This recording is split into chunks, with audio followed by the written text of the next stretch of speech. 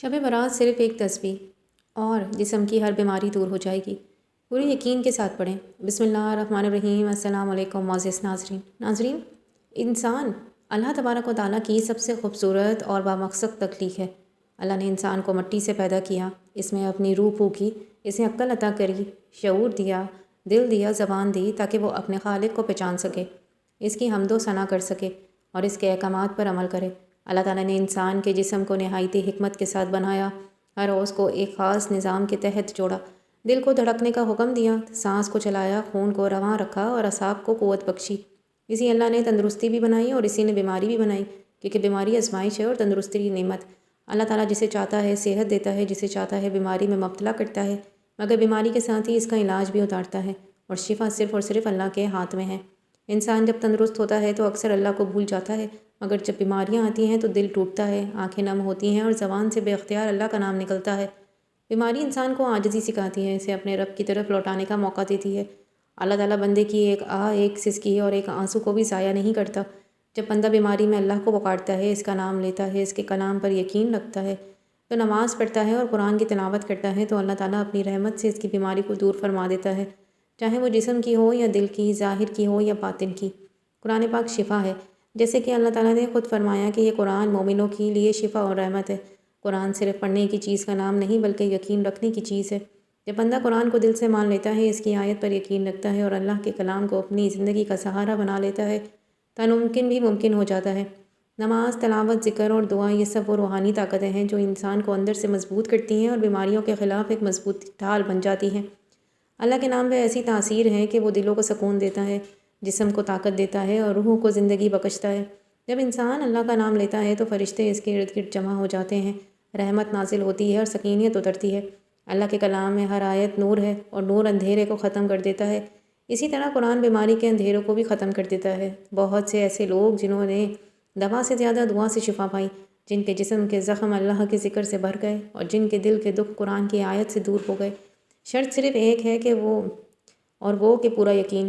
شب برات وہ مقدس رات ہے جس میں اللہ تعالیٰ اپنے مخلوق کی طرف خاص رحمت کی نظر فرماتا ہے۔ یہ وہ رات ہے جس میں گناہوں کی معافی کے فیصلے ہوتے ہیں، تقدیروں کے ورق پلٹے جاتے ہیں اور بندوں کی فریادیں سنی جاتی ہیں۔ جو بندہ اس رات جاگ کر اللہ کے سامنے ہاتھ پھیلاتا ہے، اللہ اسے خالی ہاتھ نہیں لوٹاتا۔ یہی وجہ ہے کہ اس رات اللہ کے ناموں کا ورد، قرآن کی تلاوت اور نفلی عبادت بہت زیادہ اثر رکھتی ہے۔ اب ہم اس تسبیح کا ذکر کرتے ہیں جو اگر آپ لوگ اس مقدس رات میں پورا یقین کے ساتھ پڑھیں تو اللہ تعالیٰ جسم کی ہر بیماری کو دور فرما دے گا، چاہے وہ پرانی ہو یا نہیں، چھپی ہو یا ظاہر، لا علاج کھلانے والی ہو یا کمزوری دینے والی ہو۔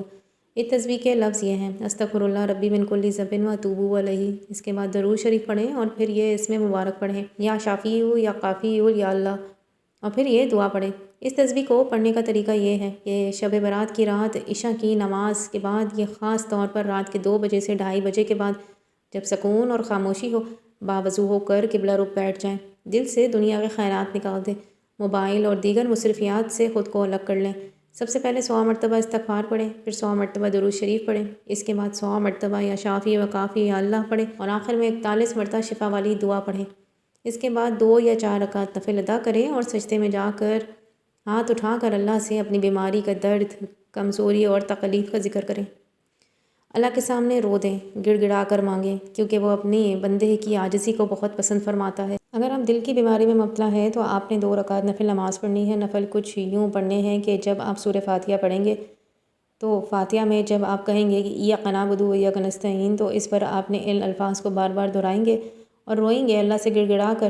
جب آپ بار بار کہیں گے کہ ایاک نعبد و ایاک نستعین، تو اس کا مطلب ہے کہ اے اللہ، ہم تیری ہی عبادت کرتے ہیں اور تجھ ہی سے مانگتے ہیں، اور اللہ تبارک و تعالیٰ آپ کو ضرور مدد دیں گے۔ جب آپ سورہ فاتحہ پڑھ چکو تو پھر سورہ اخلاص کو 7 مرتبہ پڑھو۔ اس طرح آپ نے 2 نفل ادا کرنے ہیں، اور 2 نفل ادا کرنے کے بعد سلام پھیرنے کے بعد آپ نے اللہ سے رو کر گڑ گڑا کر اپنی بیماری کی دعائیں مانگنی ہیں۔ پیارے ناظرین، یہاں یہ بات واضح رہے کہ وہ مریض جو خود نہیں پڑھ سکتے، ان کا کوئی بھی ہو، جو رشتہ دار، ماں ہے، باپ ہے، بیٹا ہے، بھائی ہے، بہن ہے، جو بھی کوئی رشتہ دار ہے، وہ اپنے اس مریض کے لیے اگر اس طرح نفل پڑھیں گے تو اللہ سے دعا مانگیں اور ذکر کریں گے تو اللہ اس کی شفا کی طلب کریں گے تو اللہ تبارک و تعالیٰ آپ کے مریض کو شفا عطا بخش دے گا انشاءاللہ۔ یقین رکھیں کہ جب آپ اس طرح سے مقدس رات میں اللہ کو پکاریں گے تو اللہ ضرور شفا عطا فرمائے گا۔ شفا فوراً بھی ہو سکتی ہے، وقت کے ساتھ بھی، مگر اللہ کے فیصلے میں دیر نہیں ہو سکتی، اندھیرا نہیں ہے۔ بندہ بس اپنا کام کرے، اللہ پر یقین رکھے اور مایوس نہ ہو۔ اے اللہ اس مقدس رات کے صدقے ہم سب کے گناہوں کو معاف فرما دے۔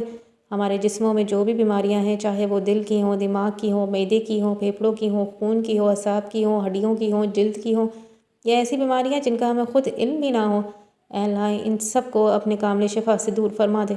اے اللہ جو بستر بیماری پر ہیں انہیں صحت کاملہ عطا فرما، جو دواؤں کے محتاج ہو چکے ہیں انہیں بے نیاز کر دے، جو درد سے تڑپ رہے ہیں انہیں سکون عطا فرما، جو مایوسی کے عالم میں ہیں ان کے دلوں میں امید سے بھر دے۔ اے اللہ بچوں، جوانوں، بوڑھوں، عورتوں، مردوں سب کی بیماریوں کو دور فرما دے اور ہمیں صحت کو اپنی اطاعت میں استعمال کرنے کی توفیق عطا فرما۔